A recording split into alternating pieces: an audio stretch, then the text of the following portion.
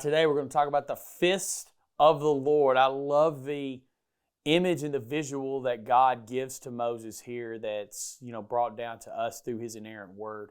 And it says there in verse 4 of Exodus 7, even then Pharaoh refused to listen to you. So remember, this is continuing that conversation from the previous verse where he talks about that I will multiply my miraculous signs and wonders in the land of Egypt. But then he says, even then, he's not going to listen to you. It says, so I will bring down my fist on Egypt. Then I will rescue my forces, my people, the Israelites from the land of Egypt, with great acts of judgment. When I raise my powerful hand and bring out the Israelites, the Egyptians will know that I am the Lord. So Moses and Aaron did just as the Lord had commanded them. Moses was 80 years old and Aaron was 83 when they made their demands to Pharaoh.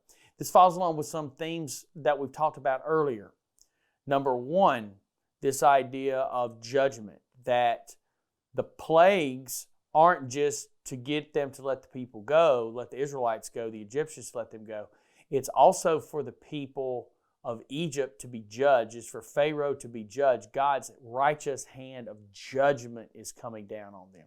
Then there's another interesting thing that God says.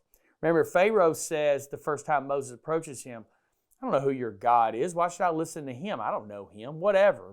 Get out of here. The Pharaohs of Egypt all the time viewed themselves as gods. I mean, it's kind of, there was a worship element to their reign and rule. They were like a deity unto themselves. And so they weren't going to listen to some god of a bunch of slaves. That's how Pharaoh was thinking in this. Well, God's fixing to show him, because he said, I don't know you. I'm not listening to you. God says, and the Egyptians will know that I'm the Lord. He's going to know it. The Egyptians will know. So God's going to reveal himself to them. They had rejected him. It's going to be tough to reject after all of this. You're going to know who he is.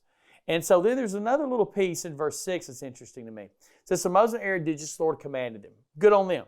Verse 7, Moses was 80 years old and Aaron was 83 when they made their demands.